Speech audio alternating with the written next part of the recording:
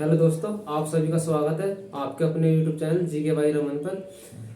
हमने कल बात कर ली थी चंद्रगुप्त मौर्य 298 ईसा पूर्व तक शासन करते हैं। फिर उसके बाद में वो अपना सब राजपाट बिंदुसार को देकर श्रवण बेलगोला में चले जाते हैं, जहाँ पर चंद्रगिरी पहाड़ी है। वहाँ पर जाकर से संतारा प्रथा के द्वारा अपना शरीर त्याग देते हैं और उसके बाद में इनका पुत्र बिंदुसार शासन संभालता है इनका 298 ईसा पूर्व के बाद में।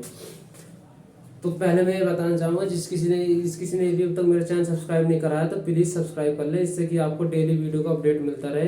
क्योंकि मैं इस चैनल पर पहले हिस्ट्री की वीडियो डालूंगा, बाद में फिर हम ज्योग्राफी की डालेंगे। धीरे धीरे हम सारी जी के ऐसे ही पढ़ेंगे, पर लेकिन पहले हिस्ट्री से शुरुआत करिए तो पहले हिस्ट्री खत्म करेंगे हम।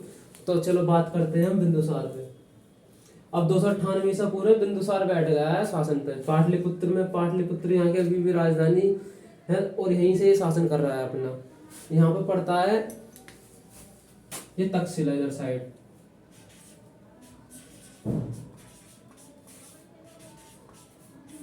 इधर तक्षशिला है और इधर है ये अवंती।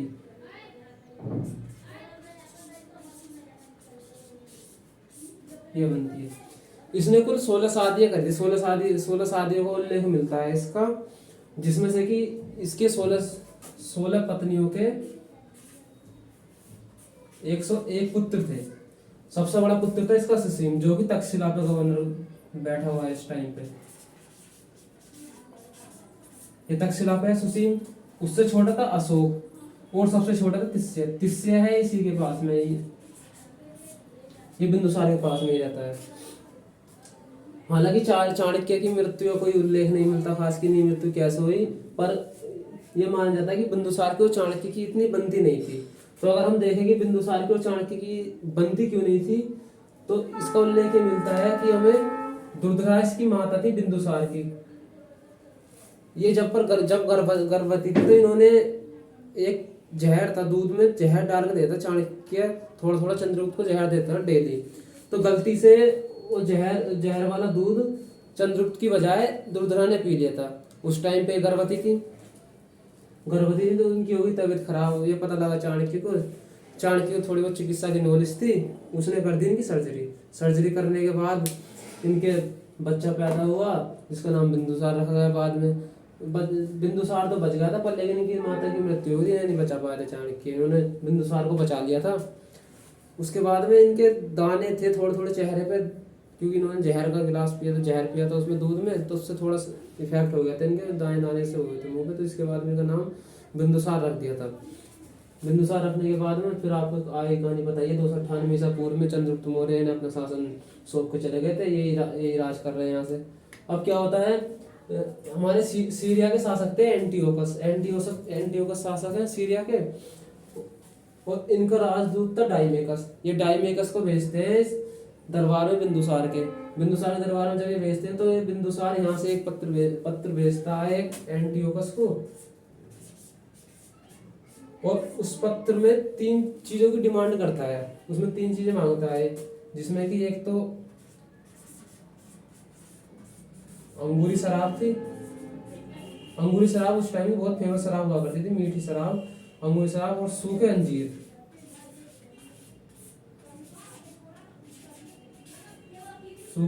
और तीसरी चीज की डिमांड करती थी इसने एक दार्शनिक की। सीरिया के शासक एंटियोकस ने हालांकि 2 इसकी डिमांड तो मान ली थी, एक सूखे अंजीर की, अंगूरी शराब की, और दार्शनिक को मना कर दिया था। उसने दार्शनिक भेजने से मना कर दिया था कि भाई इसे हम नहीं भेजेंगे, और ये आपकी 2 डिमांड है, हम ये दोनों पूरी कर दे रहे हैं। इन्होंने 2 चीज भेज दी थी ये। अब यहाँ से ये पता लग जाता है कि बिंदुसार कैसा शासक था, कि ये दूसरे देश से दारू मंगा रहा है पीने के लिए। तो आप खुद ही सोच सकते हो किस टाइप का शासक था। हालांकि चंद्रगुप्त मौर्य ने इसका बहुत बड़ा साम्राज्य से सौंप पे चला गया था कि ये संभाले, पर लेकिन ये अपने ही बस दारू पीने में और पार्टी करने में ऐसे ही लगा रहता था, ये इतना शासन पर ध्यान नहीं देता था। अब बात करते हैं, ये तक्षशिला पे आते हैं। तक्षशिला में कुछ टाइम जब ये बैठा शासन बना यहाँ 298 ईसा पूर्व में, उसके कुछ टाइम बाद ही यहाँ पे विद्रोह हो जाता है। विद्रोह होता है तो यहाँ पे सुसीम गवर्नर है यहाँ का तक्षशिला का, उससे यहाँ का विद्रोह दबता नहीं है। जब ये यहाँ से विद्रोह दबा पाने में असफल होता है तो यहाँ बिंदुसार बैठा हुआ है। बिंदुसार बोलता है अशोक से कि भाई तू जा यहाँ से, अवंती से जा तक्षशिला और वहाँ विद्रोह हो रहा है, विद्रोह को दबा गया वहाँ से। अशोक जाता है यहाँ तक्षशिला, तक्षशिला में जाके विद्रोह दबाने में सफल हो जाता है।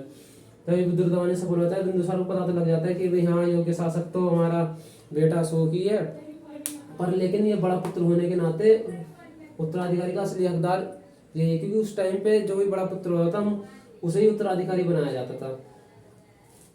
फिर कुछ दिनों तक ऐसे चल रहा है इसका शासन, राज पार्टी अपने बस शराब पीने में और ऐसी डांस पार्टी में ऐसी व्यस्त है।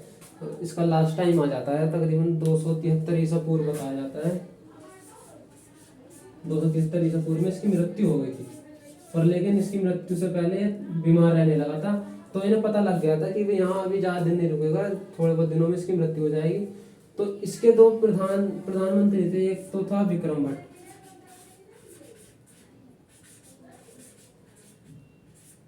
एक विक्रम भट्ट था, एक था राधा गुप्त। विक्रम भट्ट तो था सुसीम की तरफ, राधा गुप्त था अशोक की तरफ। ये राधा गुप्त मानता था अशोक को, विक्रम भट्ट सुसीम को। उसी टाइम मतलब इसके मरने से थोड़े बहुत टाइम पहले ही तक्षशिला में फिर दोबारा विद्रोह भड़क उठता है।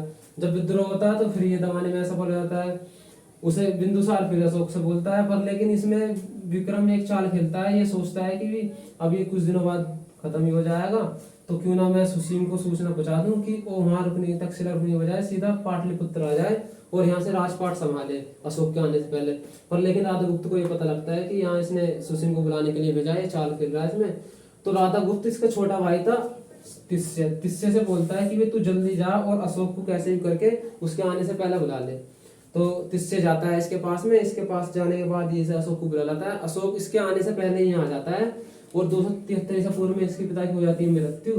273 ईसा पूर्व में अशोक बैठ जाता है पाटलिपुत्र के शासन पे, शासन करने लगता है यहाँ से। तिस्से भाई इसकी तरफ था, तिस्से को ये बाद में अशोक कोई पद दे देता है, शायद उप प्रधानमंत्री कुछ ऐसी पद देता है। हालांकि बिंदुसार के टाइम पर सबसे बड़ी प्रधानमंत्री परिषद सबसे बड़ी इसके पास ही थी।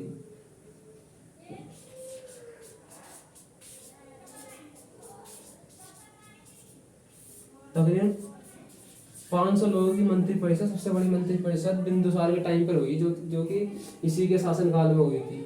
इसके शासनकाल में खूब मंत्री थे, ठीक ठाक। हमें बताया जाता है कि अंग्रेजों के आने के बाद शासन व्यवस्था हमारे यहाँ की ठीक थी, पर लेकिन अब से 2000 साल पहले भी हमारे देश में मंत्री परिषद ये वगैरह सब थे। और हम अशोक के चैप्टर में पढ़ेंगे कि क्या क्या व्यवस्था थी, शासन व्यवस्था कैसे कैसे थी उस टाइम की।